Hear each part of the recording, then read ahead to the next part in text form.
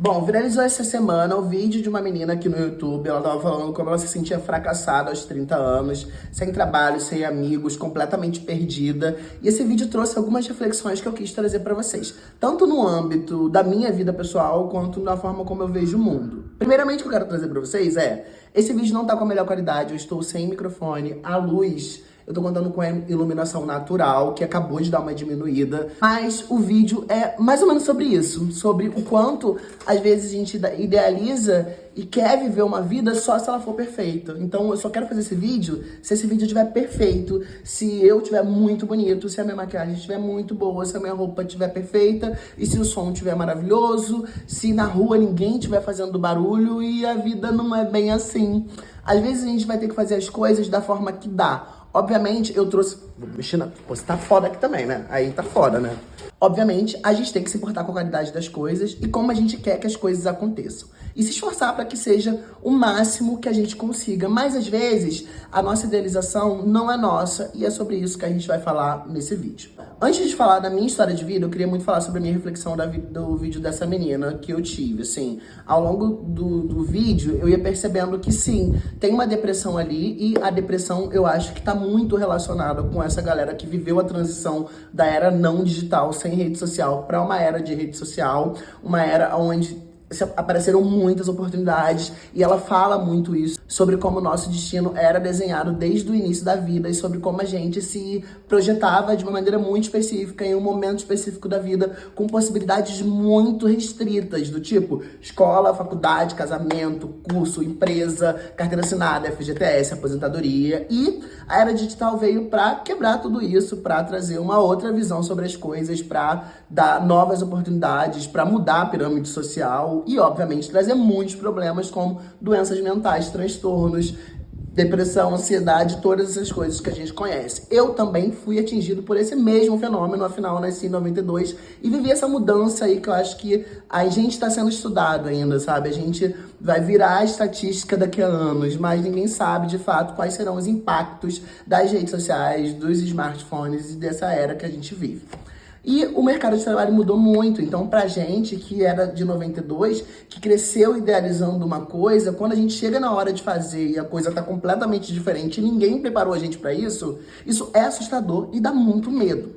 Mas o que eu quero falar sobre o vídeo da mocinha é o seguinte: o mundo que a gente vive e a cobrança que é colocada pra gente por nós mesmos e também por nossos pares, pelos nossos parentes, pelas instituições que a gente frequenta, faz com que a gente tenha que seguir um caminho e chegar num lugar em que, obviamente, a gente já falou muito sobre isso aqui no YouTube, a gente não consegue perceber esse processo e curtir esse processo, mas muito sobre também a gente, ter muita dificuldade de mudar de rota, eu não quero mais isso não faz sentido pra mim, então eu vou pra outro lugar, vou tentar de novo. Então a gente que é dos anos 90 e que a gente tem essa coisa rígida, que foi ensinada, que as coisas têm que ser assim, que o caminho é esse, sair dessa rota é muito difícil, mas muitas pessoas, como essa menina, tentam.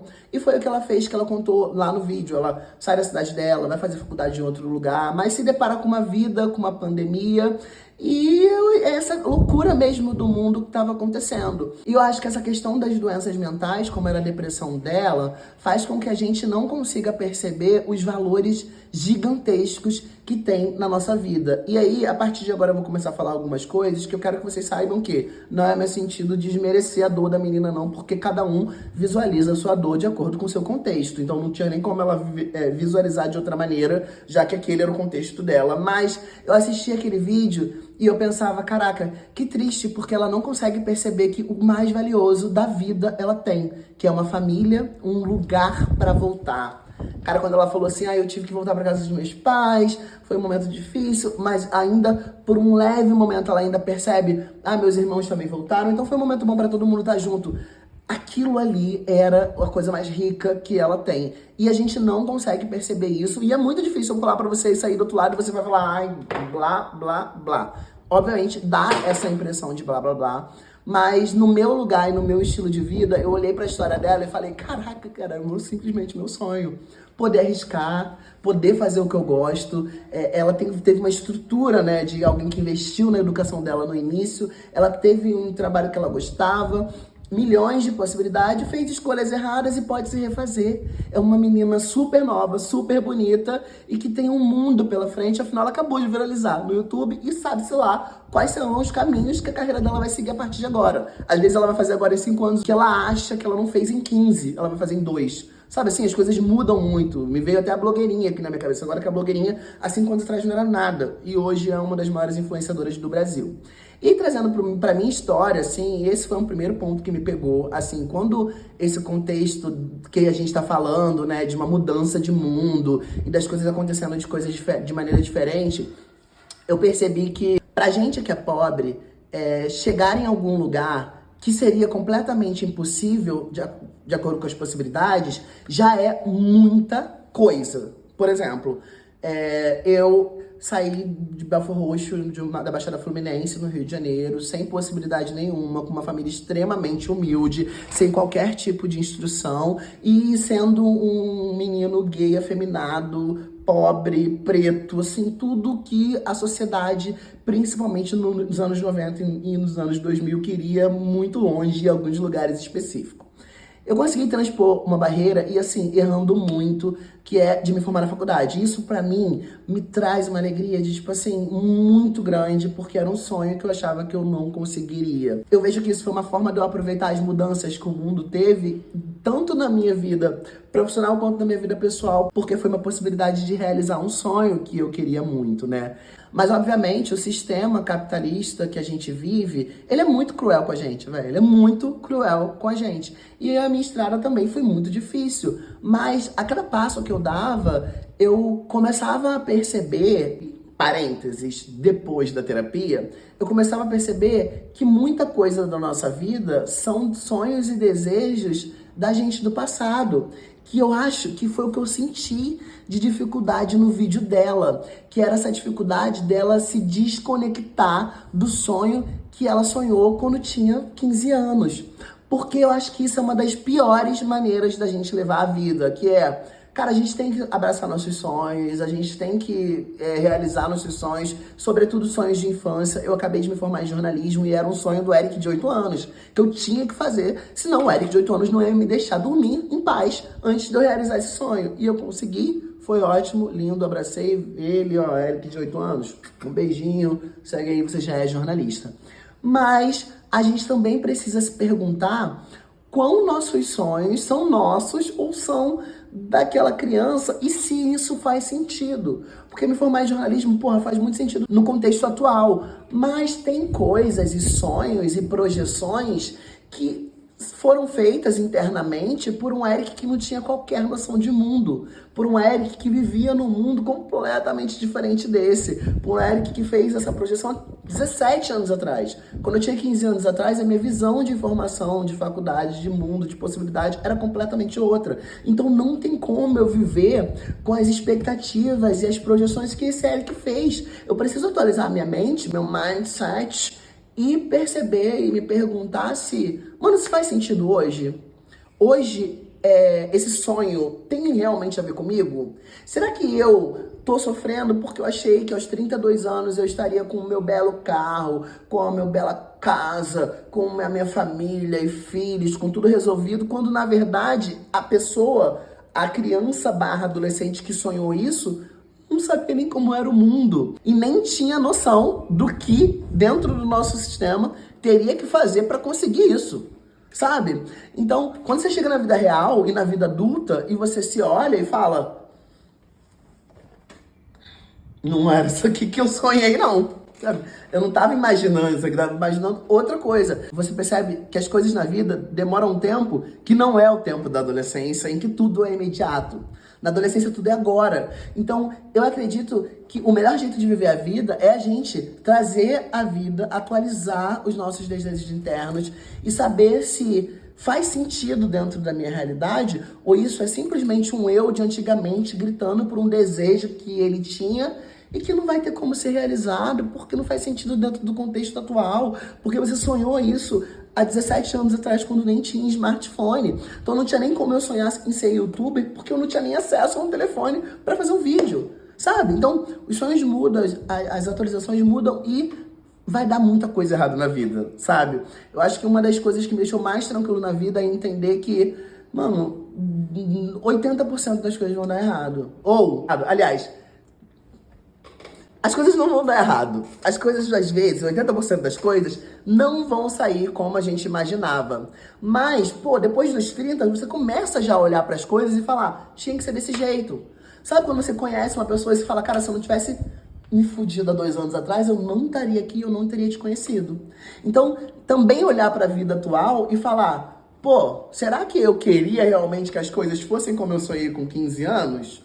Ou é isso aqui mesmo que eu queria? Ou não tinha nem noção de como as coisas eram? Será que eu valorizava mesmo as coisas reais? E poder responder para si mesmo com honestidade e se abraçar. Porque senão você vai viver a vida com essa frustração que às vezes não faz sentido, sabe? E agradecer pelas coisas que você tem, sabe? E olhar para as possibilidades com mais afinco, sabe? E se sentir mais dono de si mesmo, sabe? E infelizmente, por mais poliana que isso pareça, olhar pra vida com o copo meio cheio, sabe? Olhar pra vida com as coisas boas, porque é a única coisa que a gente pode fazer.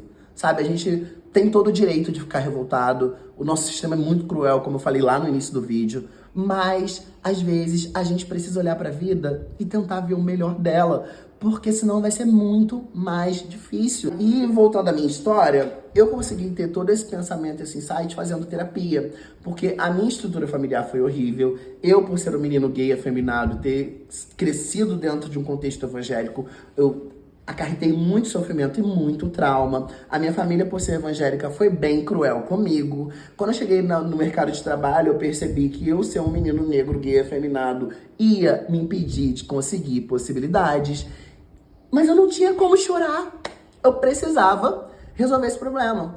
E não foi nem de longe como eu imaginei. Não foi nem de longe como eu projetei. Mas foi de um jeito que tinha que ser. Foi de um jeito que me fez crescer em tantas áreas que eu acho que aquela questão financeira que é o que a gente coloca como ponto principal, do tipo, eu não tenho um carro hoje, não tenho uma casa própria, sabe? Mas o Eric de 15 anos também não imaginaria que eu viajaria para outros países e conheceria o Brasil inteiro. Pô, será que faz mais sentido para mim? Será que hoje o Eric de 32 anos escolheria viajar o Brasil inteiro ou ter um carro? Eu certamente escolheria viajar o Brasil inteiro, e foi a escolha que eu fiz.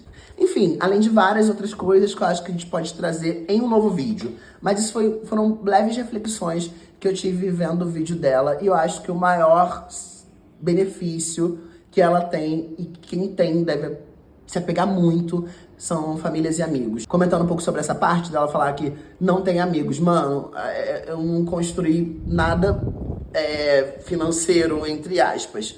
Nada muito significativo, mas eu construí uma rede de amigos e pessoas que se importam comigo. Por onde eu passei nessa vida, eu fiz amigos que eu posso voltar. Por onde eu passei, eu desenvolvi relações que eu me orgulho e que estão dentro do meu coração a ponto de eu poder contar. Isso é muito rico. Isso é o que a gente tem que se preocupar na vida. Isso é uma coisa que a gente precisa focar muito. Eu até lembrei de uma coisa que essa semana eu tive que cortar uma relação que não fazia sentido pra mim. E aí a psicóloga mandou eu escrever uma carta pro Eric de 15 anos. E eu escrevi essa carta. Obviamente eu não vou ler pra vocês, né? Porque é uma coisa muito pessoal.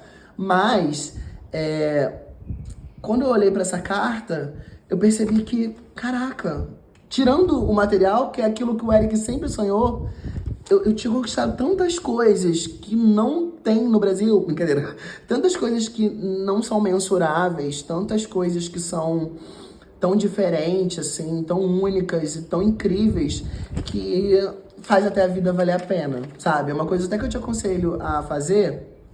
Contexto. Eu tava numa relação amorosa e eu terminei essa relação e eu sempre tive muita dependência emocional. E minha psicóloga falou, cara, você viu quanto você foi corajoso de terminar essa relação mesmo sendo uma das coisas que você mais quer, que é ter um relacionamento, uma família? E eu falei, caraca, sim. Ela falou, já contou isso pro Eric de 15 anos? E aí ela falou, faz uma carta pra ele e conta pra ele como é que foi essa experiência, o que foi isso. E nessa carta eu fui falar disso no final, porque foi uma conexão comigo mesmo. E eu até pensei nisso. Cara, às vezes o desejo não é nosso, sabe? Às vezes o desejo é do seu eu de 15 anos e você tem que chegar pra ele e falar, cara, calma, as coisas não são assim, sabe? Às vezes o comportamento do seu parente adolescente está dentro de você, nos seus pensamentos te maltratando, exigindo, querendo as coisas na hora, insatisfeito, reclamando, imediatista. Às vezes a gente tem que acalmar um pouco o adolescente interno que a gente tem, que todo mundo tem, e liberar um pouco a criança, sabe? Eu tô num momento da minha vida agora em que eu preciso fazer escolhas muito importantes, escolhas que vão fazer muita diferença na minha vida, e pode ser que eu escolha errado mais uma vez, mas mesmo que eu escolha errado, eu tenho certeza que nesse caminho vão ter coisas que só iriam acontecer se eu tivesse escolhido errado. E pegar as escolhas erradas também, olhar pra elas e falar, cara, beleza, escolhi errado, e agora as consequências? Tenho como voltar? Não tenho? Vou arcar. Sabe assim? Então, é sobre isso que eu quero falar pra vocês. Eu vou escrever no tema desse vídeo que eu tenho 32 anos e eu aprendi a viver com amigos, num trabalho que eu amo, que não me paga milhões de reais como eu imaginei que pagaria, talvez um dia pague, mas um trabalho que eu amo e sabendo pra onde eu quero ir. E mesmo que eu vá pra um lugar que eu não deveria, sabendo que esse é o meu caminho e sempre vai ser melhor seguir a minha intuição. Um beijo e até o próximo vídeo.